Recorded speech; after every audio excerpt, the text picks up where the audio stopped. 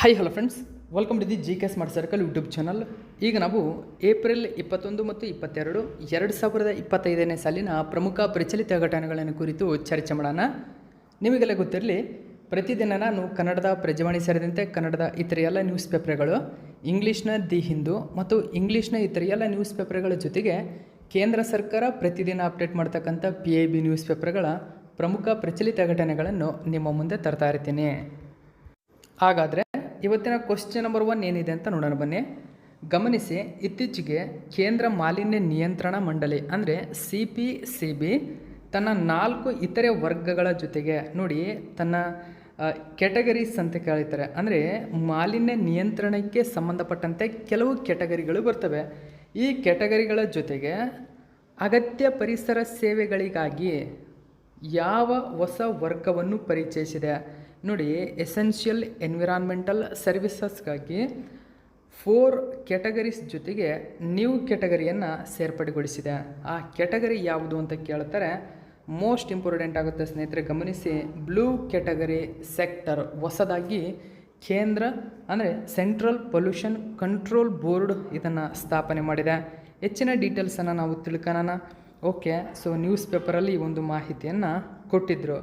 ಗಮನಿಸಿ, ಕೇಂದ್ರ ಮಾಲಿನ್ಯ ನಿಯಂತ್ರಣ ಮಂಡಳಿ ಇದು ಭೂಕುಸಿತಗಳನ್ನು ನಿರ್ವಹಿಸುವುದು ಅಥವಾ ಜೈವಿಕ ಗಣಿಗಾರಿಕೆಯಂತಹ ಅಗತ್ಯ ಪರಿಸರ ಸೇವೆಗಳಿಗಾಗಿ ಭಾರತದಲ್ಲಿ ಹೊಸದಾಗಿ ನೀಲಿ ವರ್ಗ ನೋಡಿ ಬ್ಲೂ ಕ್ಯಾಟಗರಿ ಸೆಕ್ಟರನ್ನು ಪರಿಚಯಿಸಿದೆ.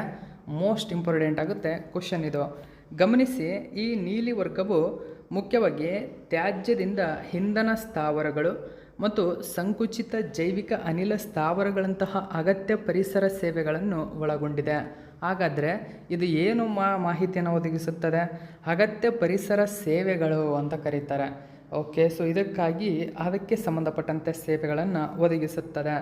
ಗಮನಿಸಿ, PI ಅಂದರೆ ಮಾಲಿನ್ಯ ಸೂಚ್ಯಂಕ ಇರುತ್ತದೆ. ಇದು ಹೊರಸೂಸುವಿಕೆ ಮತ್ತು ತ್ಯಾಜ್ಯದಂತಹ ವಿವಿಧ ಮಾನದಂಡಗಳ ಆಧಾರದ ಮೇಲೆ ಕೈಗಾರಿಕೆಗಳ ಪರಿಸರ ಪರಿಣಾಮವನ್ನು ಅಳೆಯುವುದೇ PI ಅಂತ ಕರೀತಾರೆ.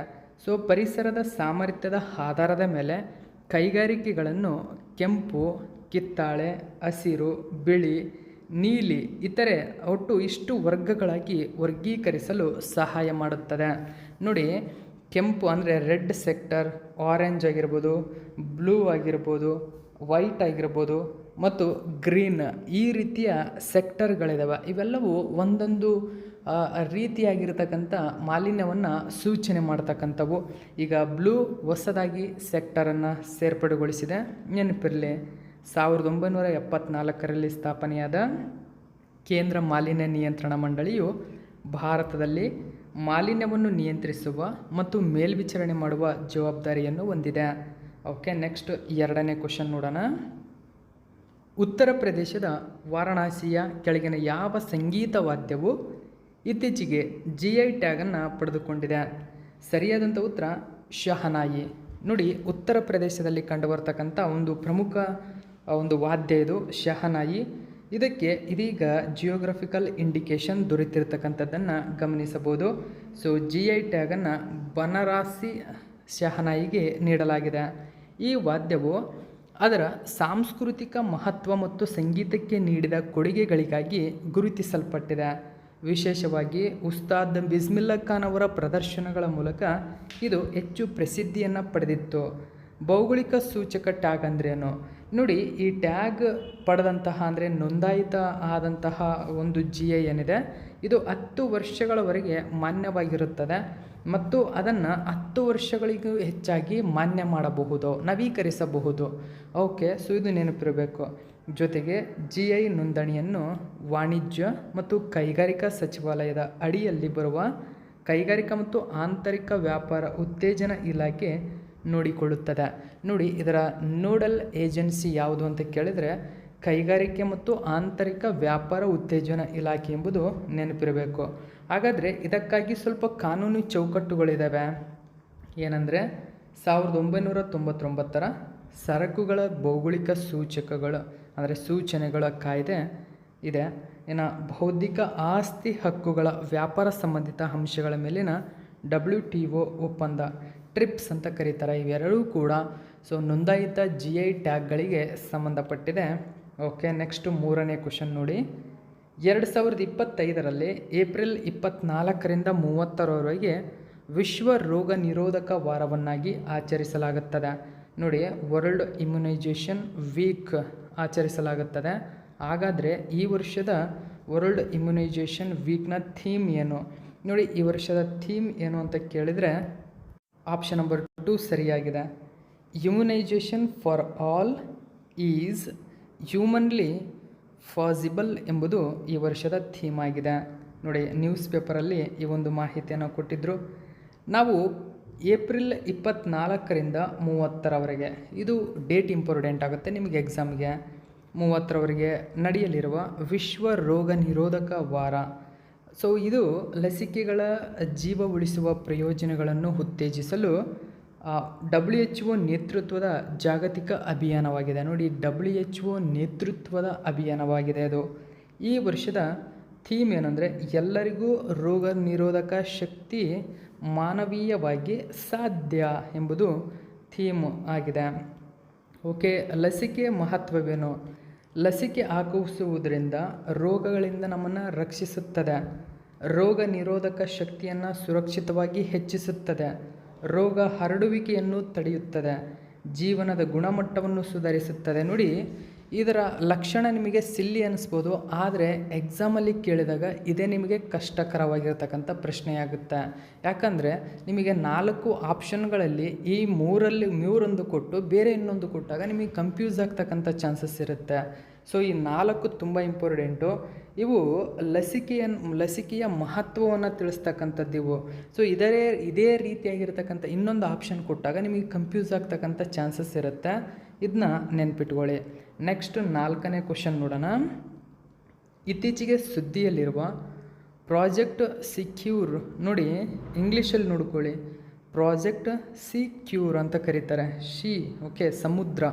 ಸಿಕ್ಯೂರನ್ನು ಕೆಳಗಿನ ಯಾವ ಸ್ಥಳದಲ್ಲಿ ಪ್ರಾಯೋಗಿಕವಾಗಿ ನಡೆಸಲಾಗುತ್ತದೆ? ಸೊ ನೋಡಿ, ವೆಮೌತ್ನಲ್ಲಿ ನಡೆಸಲಾಗುತ್ತೆ. ಸೊ ಹಾಗಾದರೆ ಏನಿದು ಪ್ರಾಜೆಕ್ಟ್ ಸಿಕ್ಯೂರ್? ಇದರ ಬಗ್ಗೆ ಡೀಟೇಲ್ಸನ್ನು ತಿಳ್ಕೊಳ್ಳೋಣ. ಸೊ ಈ ತರಹದ ಆಳ ಕ್ವಶನ್ಗಳು ಇಂಪಾರ್ಟೆಂಟ್ ಆಗುತ್ತೆ, ಗಮನಿಸಿ. ಸಿಕ್ಯೂರ್ ಎಂಬುದು the first marine carbon capture system in Europe. ನೋಡಿ, ಇಡೀ ಯುರೋಪ್ನಲ್ಲೇ ಮೊಟ್ಟ ಮೊದಲ ಅಂದರೆ ಮೆರೈನ್ ಸಾಗರ ಕಾರ್ಬನ್ ಕ್ಯಾಪ್ಚರ್ ಸಿಸ್ಟಮ್ ಆಗಿದೆ ಅದು. ನೋಡಿ, ಕಾರ್ಬನ್ ಕ್ಯಾಪ್ಚರ್ ಅಥವಾ ಸಂಗ್ರಹಿಸುವ ಒಂದು ವ್ಯವಸ್ಥೆ ಅಥವಾ ಸಿಸ್ಟಮ್ ಆಗಿರತಕ್ಕಂಥದ್ದು ಗಮನಿಸಿ. ಇದು first marine carbon capture system in Europe, secure ಎಂಬುದು. ಓಕೆ, ಡೀಟೇಲ್ಸನ್ನು ಕೊಟ್ಟಿದ್ದಾರೆ ಗಮನಿಸಬಹುದು. ಇಂಗ್ಲೆಂಡಿನ ದಕ್ಷಿಣ ಕರಾವಳಿಯಲ್ಲಿ ಒಂದು ಸ್ಥಾಪನಾ ಯೋಜನೆಯನ್ನು ಪ್ರಾರಂಭಿಸಲಾಗಿದೆ, ಅದೇ ಸಿಕ್ಯೂರ್.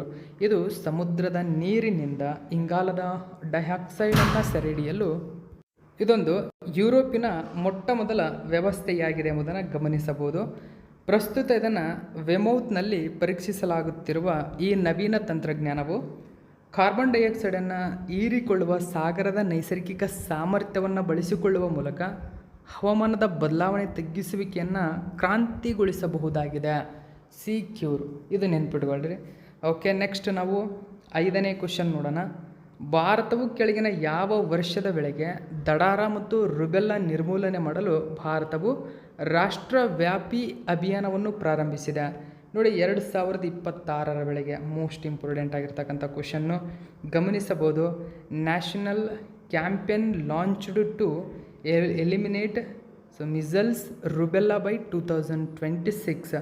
2026ರ ವೇಳೆಗೆ ಭಾರತ ಇಡೀ ರಾಷ್ಟ್ರವ್ಯಾಪಿ ಮಿಸಲ್ಸ್ ಮತ್ತು ರುಬೆಲ್ಲಾ ಎಲಿಮಿನೇಟ್ ಮಾಡುವ ಉದ್ದೇಶವನ್ನು ಹೊಂದಿದೆ ಅಥವಾ ಗುರಿಯನ್ನು ಹಾಕಿಕೊಂಡಿದೆ. ಸೊ ಈ ಗುರಿಗಳು ನಿಮಗೆ ಎಕ್ಸಾಮ್ನ ದೃಷ್ಟಿಯಿಂದ ಇಂಪಾರ್ಟೆಂಟ್ ಆಗುತ್ತೆ, ಗಮನಿಸಬೇಕು. ನೋಡಿ, 2026. ಓಕೆ, ಈ ಉಪಕ್ರಮವನ್ನು ವಿಶ್ವ ರೋಗ ನಿರೋಧಕ ವಾರದಲ್ಲಿ ಬಹಿರಂಗಪಡಿಸಲಾಯಿತು. 2025ರ ಜನವರಿಯಿಂದ ಮಾರ್ಚ್ವರೆಗೆ ಟೋಟಲಾಗಿ 332 ಜಿಲ್ಲೆಗಳು ಶೂನ್ಯ ದಡಾರ ಪ್ರಕರಣಗಳನ್ನು ಮತ್ತು 487 ಜಿಲ್ಲೆಗಳು ಶೂನ್ಯ ರುಬೆಲ್ಲಾ ಪ್ರಕರಣಗಳನ್ನು ವರದಿ ಮಾಡಿವೆ. ಈ ಅಭಿಯಾನವು ಮಕ್ಕಳಿಗೆ 100% ರೋಗ ನಿರೋಧಕ ವ್ಯಾಪ್ತಿಯನ್ನು ನೀಡುವ ಗುರಿಯನ್ನು ಹೊಂದಿದೆ. ಹಾಗಾದರೆ ಲಸಿಕೆಗಳ ಮಹತ್ವ ಕುರಿತು ನಾವು ನೋಡಿದ್ವಿ. ದಡಾರ ಮತ್ತು ರುಬೆಲ್ಲಾ ಹೆಚ್ಚು ಸಾಂಕ್ರಾಮಿಕ ವೈರಲ್ ರೋಗಗಳಾಗಿವೆ. ಹಾಗಾದರೆ ಇವು ವೈರಸ್ಗಳಿಂದ ಹರಡ್ತಕ್ಕಂಥ ಒಂದು ರೋಗಗಳು, ವೈರಲ್ಗಳ ಕಾಯಿಲೆ. ಅವು ತೀವ್ರ ಆರೋಗ್ಯ ತೊಂದರೆಗಳಿಗೆ ಮತ್ತು ಸಾವಿಗೆ ಕಾರಣವಾಗಬಹುದು. ಈ ರೋಗಗಳನ್ನು ತಡೆಗಟ್ಟಲು ಲಸಿಕೆ ಹಾಕುವುದು ಬಹಳ ಮುಖ್ಯ.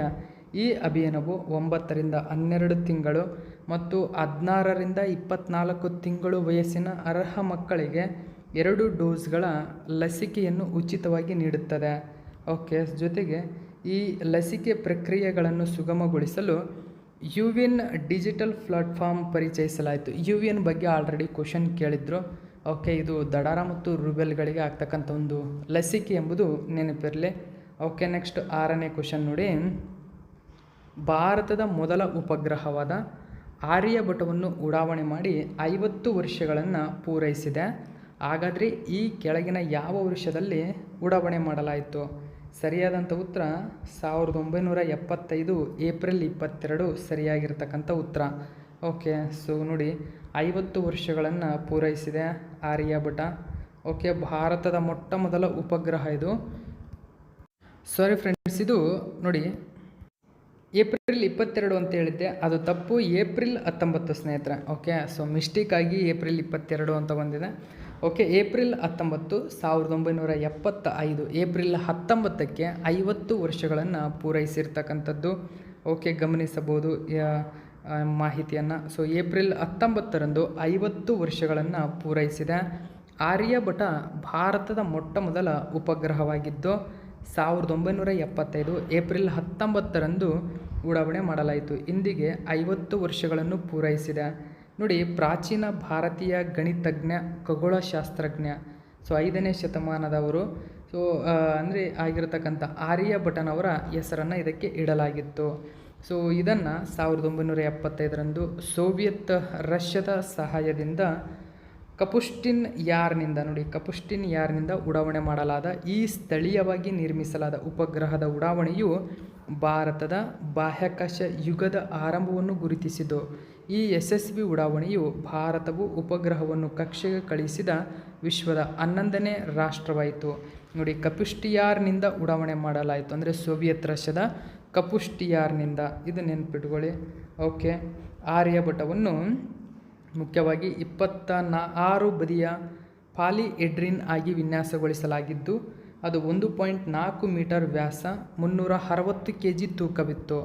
ಮೇಲ್ಭಾಗ ಮತ್ತು ಕೆಳಭಾಗವನ್ನು ಹೊರತುಪಡಿಸಿ ಇತರೆ 24 ಮುಖಗಳಲ್ಲಿ ಪ್ರತಿಯೊಂದನ್ನು ಸೌರ ಫಲಕಗಳಿಂದ ಮುಚ್ಚಲಾಗಿತ್ತು ಎಂಬುದು ಗಮನಿಸಬೇಕು. ಸೊ ಇದು ಮಾಹಿತಿಯಾಗಿದೆ. ಉಳಿದಂಥ ದಿನಗಳದ್ದು ಆದಷ್ಟು ಬೇಗ ಇವತ್ತೇ ಸಂಪೂರ್ಣ ಮಾಹಿತಿಯನ್ನು ಅಪ್ಡೇಟ್ ಮಾಡ್ತೀನಿ. ಸೊ ನಿರೀಕ್ಷಿಸಿ. Thank you so much for watching my video friends.